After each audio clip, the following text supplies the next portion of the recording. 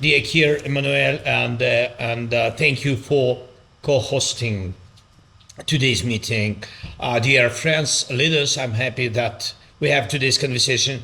About an hour ago, we had conversation with the United States team about possible security guarantees for Ukraine, and we are working on a framework document, and it must be strong enough to truly work.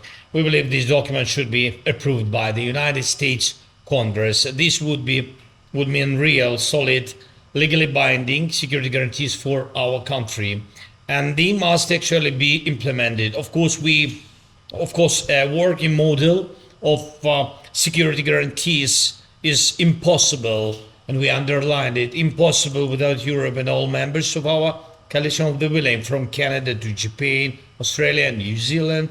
Thank you all. Everyone's contribution matters, and I believe most of you already know what is needed and how this can work.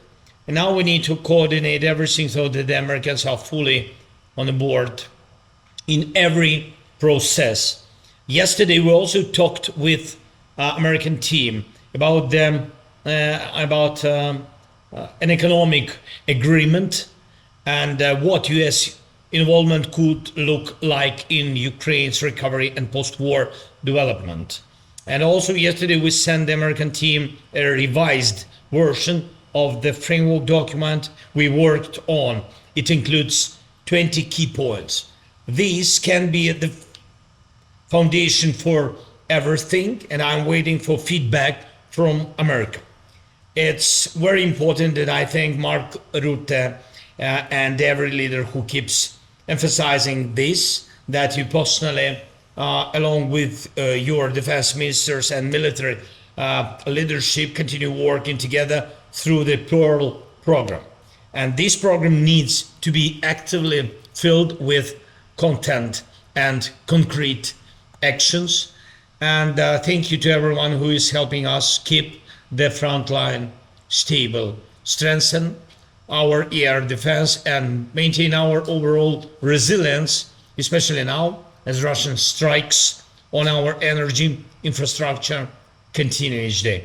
And I urge everyone to move forward as quickly as possible on the issue of using frozen Russian assets. I'm grateful for the leadership of the EU, of Ursula von der Leyen, Antonio Costa, and everyone who is helping. And this is truly necessary, and it will make a significant contribution to our security, our shared security.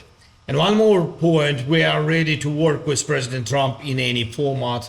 And if President Trump is speaking more about elections in Ukraine, I want to say this very openly. We can try to hold elections. Ukraine is not hiding from democracy, but to make elections possible, there must be a security component, and America can help with this the most. If there is a need for elections now, there must be a ceasefire, at least during election process and during voting, and this is something that must be discussed. And honestly, we think here in Ukraine that America should speak to the Russian side about this. Let's see what's next.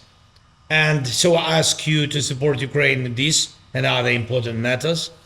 Thank you again, Kir.